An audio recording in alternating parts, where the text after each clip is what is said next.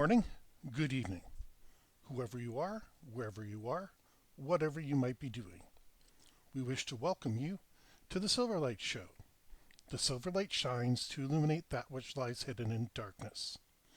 For those of you hanging out with us today, we welcome you in. I want to talk about why celebrity news annoys me so much. So, Men's Journal, which is not a publication I generally read, but it popped up in my newsfeed. And it says Daisy Ridley was, well, actually, J.J. Abrams was under fire for Daisy Ridley's comment. So you go through this, and you find out that when they were discussing the role of Rey for Star Wars, J.J. Abrams said, what was the exact quote here? Understand the scale, director J.J. Abrams allegedly told Daisy Ridley, who plays protagonist Rey. This is not a role in a movie. This is a religion for people. It changes things on a level that is inconceivable. Okay, yeah, that's what the role was intended to be. And if the plans that they have currently, it is a major role. He told her the absolute truth. And then it goes on to talk about in the years that followed, Daisy Ridley suffered a series of health scares. During the release of 2019 Star Wars The Last Jedi, she was at her lowest. My whole body was just effed up. I got tests done, and it turned out my body was taking in no nutrients, Daisy tells CQ. I was just like a little skeleton. I was so tired I was becoming a ghost. Here's the interesting thing. J.J. Abrams was in charge of The Force Awakens and The Rise of Skywalker. He didn't have too much input in The Last Jedi at all. That was Rian Johnson. But they're trying to pin this all on one little remark J.J. Abrams made, which, quite frankly, I have to say is not far off the mark. I don't think Rey is a delicate little flower. She's an actress that, like her or hate her, she's successful. And directors have different styles.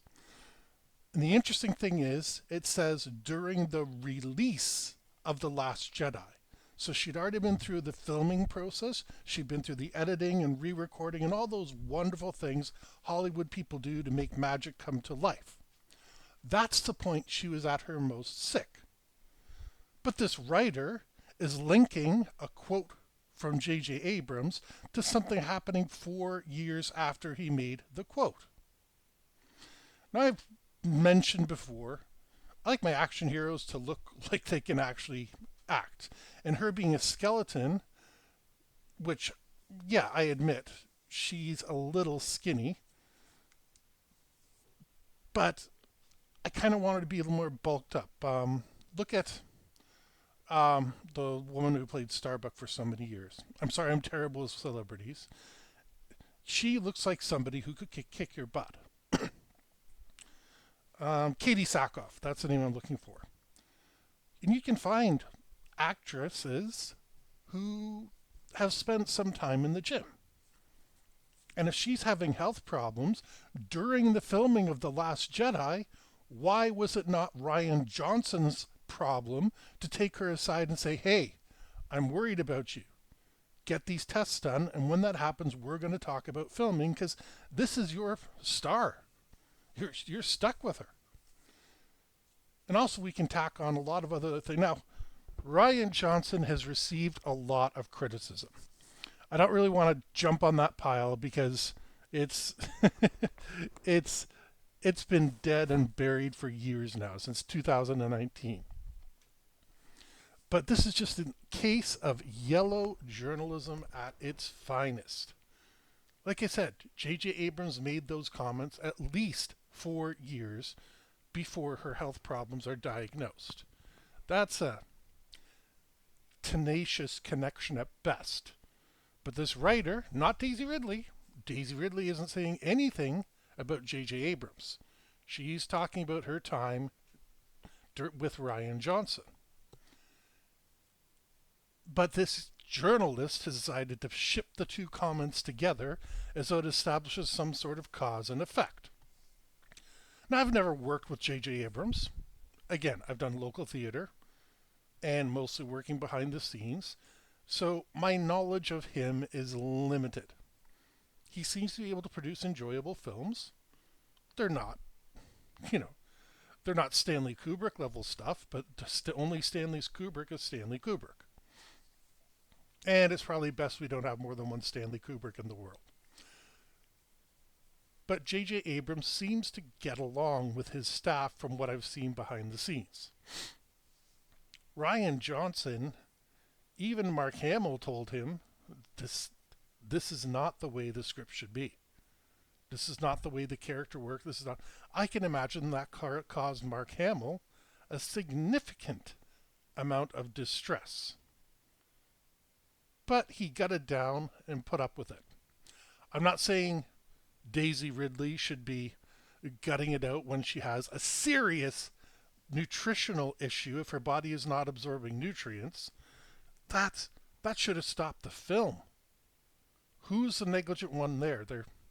I don't know much about these professional stars and their lifestyles, but every NFL team has a strength and conditioning coach. And it's their job to say, hey, we can't play, Tyreek Hill on Saturday because, we've got a serious issue here with his nutrition. And I want to find out what's going on before we send this guy out to potentially die, which is not absorbing nutrition. Yeah, your body can shut down that much. Well, why was this not done on the set of The Last Jedi? Or before The Rise of Skywalker? There should have been some sort of an intervention, and this idea, actors are responsible for their own health in the same way that you and I are responsible for our own health. But when you're investing $100 million or more in salaries for a movie, yeah, you better make sure that the people are there to honor those salaries. What happened to Carrie Fisher? That was a result of a lot of things. I'm not going to blame the coaches and, medical evaluators for that. But when she has a positive diagnosis in her hand that's written by a doctor, you gotta let your actors take time to take care of themselves, and you gotta have journalism that actually identifies who and what's going on. Daisy Ridley isn't naming anybody. She's not saying, oh, I worked on set with this creepy guy who stalked me and that made me worried. Possibility, but that isn't what she said. She's talking about, J.J. Abrams is giving her what I would consider a motivational speech. And in a separate anecdote, she's saying, oh yeah, the Last Jedi was hard to work on. And I understand. I would be very willing to understand if they were presented separately. But nope, we got some little yellow journalist yet again. And I'm going to link down below, not because I want this particular author to get the credit, but just so you can see how sneakily they package the two problems together. And it's seamless. You put the two quotes together and make them look like they belong together when it's two separate interviews, two separate things, and one person's imagination. This is what passes for journalism. At least if NASA launches a new rocket, I have ways to watch that. I have ways to monitor it. And you know what? If I'm determined enough, there's ways to watch the satellites after they go up. So I can depend on that news. If the news says it's going to be -2 degrees today, I can poke my head outside and go, yep, it's cold. This is all verifiable. But this forced witch hunt on J.J. Abrams is just, I can't even begin to justify it in my head. And I'm not trying to defend J.J. Abrams. If there's a connection there, then, let him defend himself. But this celebrity news and gossip, so and so was seen with so and so. This person was hurt behind the stage. I'm pretty sure, looking at some of the scenes that she has produced, they're physically demanding. And she's, I gotta say, she's trying her best. So it's physically demanding, it's mentally demanding.